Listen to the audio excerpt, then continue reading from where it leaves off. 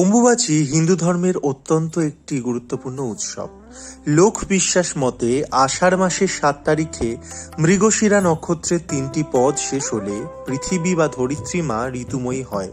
এই সময়টিতে অম্বুবাচী পালন করা হয়। বাংলা প্রবাদে রয়েছে, কিসের বার কিসের তিথি, আষাঢ়ের ৭ তারিখ অম্বুবাচী। এদিন থেকেই হয় অম্বুবাচী শুরু।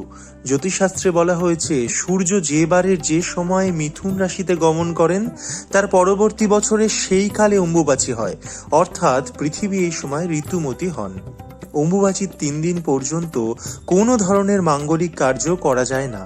চতুর্থ দিন থেকে মাঙ্গলিক কাজে কোনো বাধা থাকে না।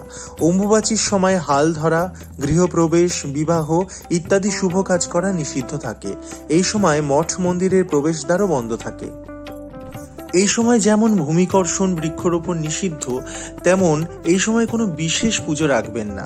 তবে কোনো সময় যদি বছরে জগন্নাথ দেবের রথযাত্রা পড়ে যায়, তবে তা নির্দিষ্ট নিয়ম মেনেই পালন করা যেতে পারে।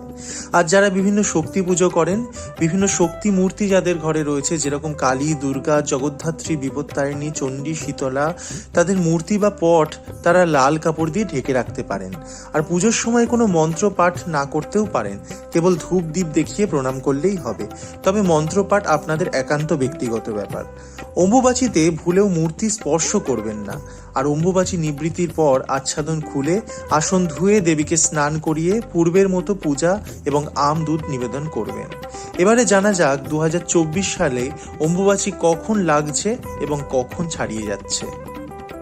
2024 সালে 22শে জুন অর্থাৎ 7ই আষাঢ় শনিবার সকাল 8টা 45-এ অম্বুবাচী তিথি লাগছে এবং 25শে জুন অর্থাৎ 10ই আষাঢ় মঙ্গলবার রাত্রি 9টা 8 মিনিটে অম্বুবাচী তিথি ছাড়িয়ে যাচ্ছে।